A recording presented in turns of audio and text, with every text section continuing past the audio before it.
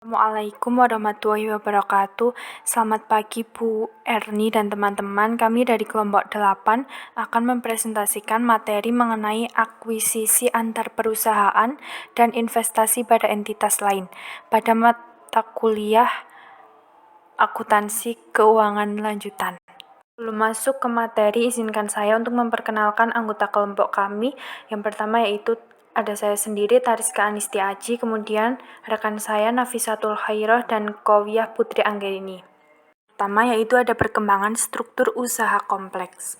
Kompleksitas lingkungan usaha timbul karena adanya yang pertama yaitu perusahaan menjalankan usaha lintas negara, kemudian yang kedua ada sistem hukum dan risiko yang berbeda-beda, yang ketiga ada sistem perpajakan yang berbeda, kemudian yang terakhir ada kompleksitas transaksi usaha dan instrumen keuangan yang sangat beragam. Selanjutnya yaitu struktur organisasi yang kompleks ini sering dikembangkan untuk membantu mencapai tujuan perusahaan, seperti meningkatkan profitabilitas atau mengurangi risiko. Sebagai contohnya yaitu banyak perusahaan membentuk anak perusahaan untuk menjalankan aktivitas usaha tertentu. Anak perusahaan adalah anak perusahaan yang dikendalikan oleh entitas lain yang disebut induk perusahaan. Selanjutnya ada perluasan usaha dan bentuk struktur organisasi. Ketika perusahaan meluaskan usahanya atau mengubah struktur organisasinya dengan mengakuisisi perusahaan lain atau melakukan divisi internal, struktur baru harus diteliti untuk menentukan prosedur pelaporan akuntansi yang sesuai.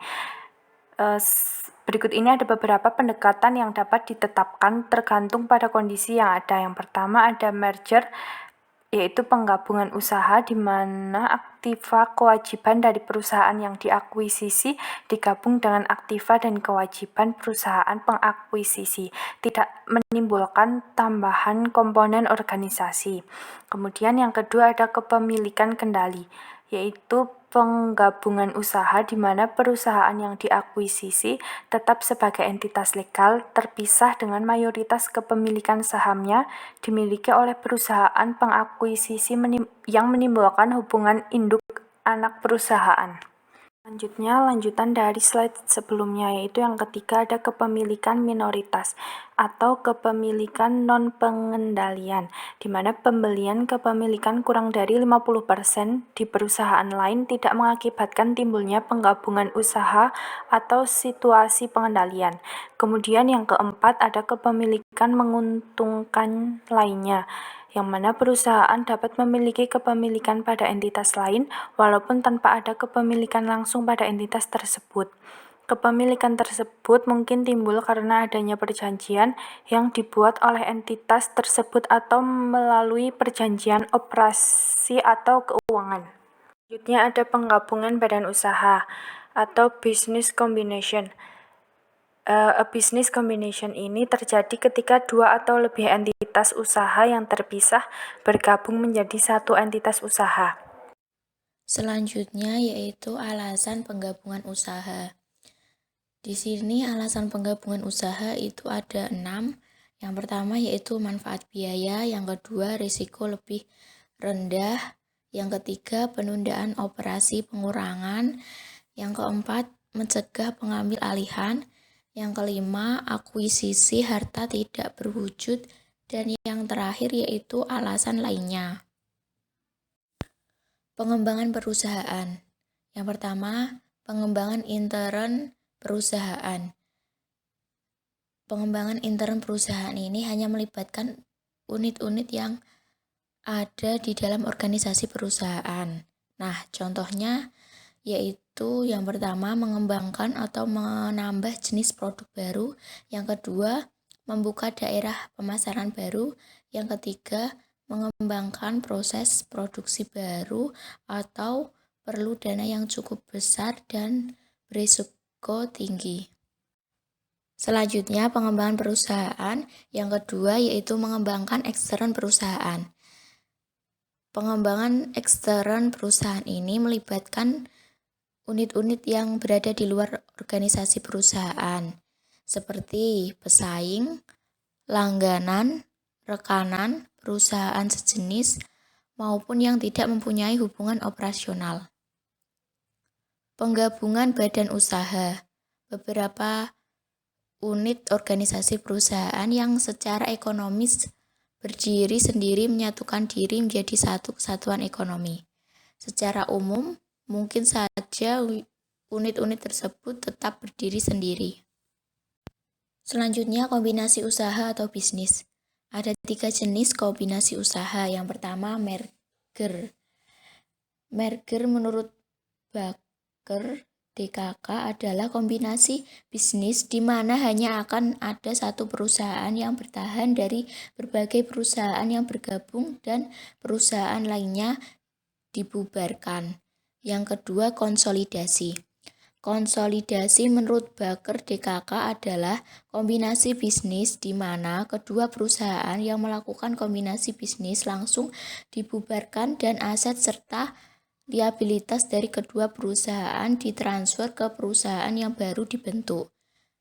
Yang ketiga, akuisisi perusahaan atau akuisisi saham. Akuisisi saham menurut Baker DKK terjadi ketika sebuah perusahaan mengakuisisi saham berhak suara perusahaan lain dan perusahaan-perusahaan yang terlibat tersebut melanjutkan operasi perusahaannya sebagai entitas legal terpisah namun saling terkait. Masalah dalam penggabungan badan usaha ada 2 macam, yaitu penentuan dan pembagian modal saham. Yang kedua, akuntansi penggabungan badan usaha. Lalu, untuk akuntansi penggabungan badan usaha, yang pertama yaitu ada polling of interest atau penyatuan kepentingan. Yang kedua ada buy purchase atau pembelian. Penjelasan dari polling of interest. Apabila suatu penggabungan usaha dianggap sebagai suatu polling of interest, maka badan usaha yang baru dianggap sebagai kelanjutan dari semua badan usaha yang bergabung, baik dalam bentuk suatu badan usaha yang tunggal maupun sebagai induk perusahaan dengan satu atau beberapa anak perusahaan. Penggabungan badan usaha merupakan penyatuan pemilikan modal dari 2 perusahaan atau lebih. Berarti ada kesinambungan hak pemilikan semula. Yang perlu diperhatikan yang pertama yaitu aktiva, utang, dan modal tetap dicatat sebagai nilai bukunya.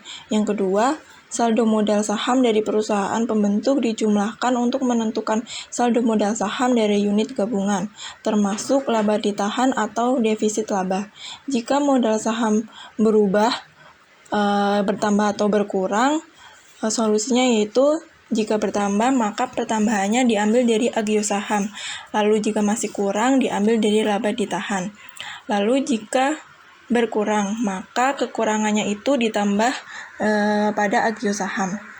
Lalu yang ketiga, semua biaya yang terjadi dalam penerbitan saham untuk melaksanakan penggabungan dianggap sebagai beban periode berjalan. Penjelasan dari buy purchase. Penggabungan badan usaha dikatakan atas dasar pembelian apabila penggabungan badan usaha tersebut berakibat para pemilik perusahaan yang bergabung tidak ikut berpartisipasi secara substansial di dalam perusahaan tunggal yang dibentuk. Selanjutnya, apabila suatu kombinasi usaha dianggap dengan suatu pembelian, maka harta kekayaan yang diperoleh dalam transaksi penggabungan harus dicatat dalam buku-buku usaha yang memperolehnya atas dasar harga perolehan yang diukur dengan uang. Singkatnya, metode pembelian didasarkan pada asumsi bahwa penggabungan usaha merupakan suatu transaksi di mana suatu entitas memperoleh aktiva bersih dari perusahaan-perusahaan lain yang bergabung. Lanjutan dari buy purchase yaitu penggabungan badan usaha dianggap sebagai pembelian perusahaan yang terdiri atas sekelompok aktiva atau hutang. Ada dasar baru untuk membukukan dan mempertanggungjawabkan aktiva yang diperoleh. Yang perlu diperhatikan yang pertama yaitu aktiva, utang, dan modal dicatat berdasarkan harga perolehan yang mencerminkan nilai wajar pada saat itu. Yang kedua, bila jumlah yang dibayarkan atau nilai pasar modal saham yang diserahkan lebih dari nilai wajar atas aktiva bersih, maka kelebihannya diperlakukan sebagai goodwill dan harus diamortisasi selama periode manfaatnya yang tidak boleh lebih dari 40 tahun. Yang ketiga, bila nilai pasar yang diserahkan kurang dari nilai pasar aktiva bersih, maka selisih dialokasikan kepada seluruh aktiva non-kas atau diperlakukan sebagai goodwill negatif. Yang keempat, bila nilai pasar melebihi nilai nominalnya, kelebihan tersebut dicatat sebagai agio saham. Bila sebaliknya, maka dicatat sebagai disagio saham.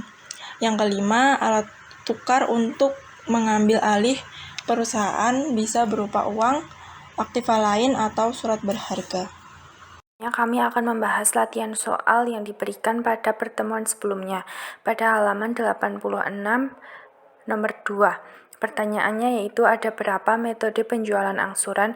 Jadi ada 2 metode, yaitu yang pertama pengakuan laba kotor, kemudian yang kedua yaitu metode diakui pada saat penjualan angsuran.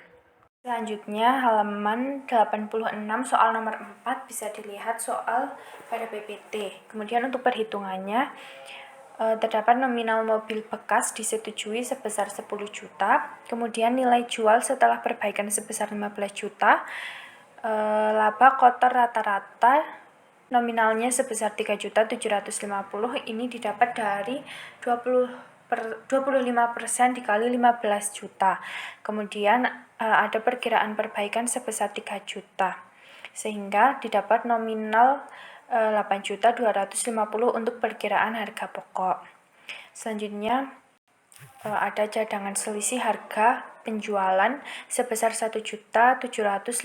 Ini pengurangan dari nilai mobil bekas sebesar 10 juta dengan perkiraan harga pokoknya sebesar 8.250. Selanjutnya ada jurnal yang diperlukan, yaitu ada mobil bekas di debit sebesar 8.250, kemudian ada cadangan selisih harga penjualan sebesar 1.750 di debit, kemudian piutang angsuran sebesar 140 juta di debit, kemudian ada penjualan angsuran sebesar 150 juta yang ada di kredit.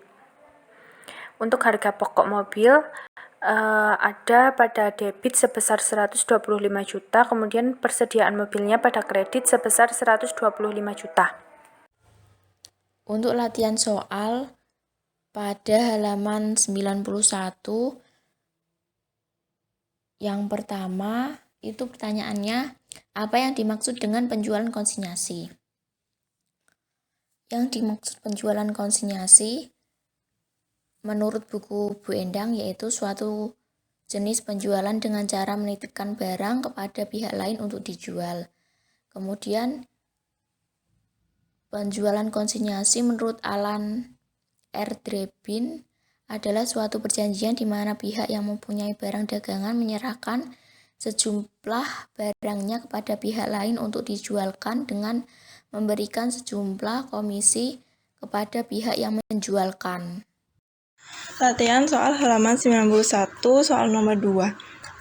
Ada berapa macam metode penjualan konsinyasi dan jelaskan. Ada 2 metode pencatatan dalam penjualan konsinyasi. Yang pertama yaitu metode laba terpisah.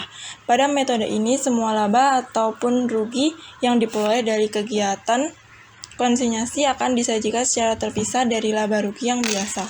Alat yang digunakan untuk mengumpulkan pendapatan dan biayanya adalah rekening barang konsinyasi. Yang kedua, metode laba tidak terpisah. Pada metode ini, laba ataupun rugi dari kegiatan konsinyasi tidak dipisahkan dengan laba atau rugi dari kegiatan biasa. Oleh karena itu, biaya dan pendapatan yang berhubungan dengan kegiatan konsinyasi dicampur dengan pendapatan dan biaya yang biasa. Pada umumnya, pencatatan yang dibuat oleh pengamat. Sekian presentasi dari kelompok kami. Apabila dalam penyampaian materi masih kurang lengkap atau terdapat salah-salah kata, kami mohon maaf yang sebesar-besarnya. Terima kasih. Wassalamualaikum warahmatullahi wabarakatuh.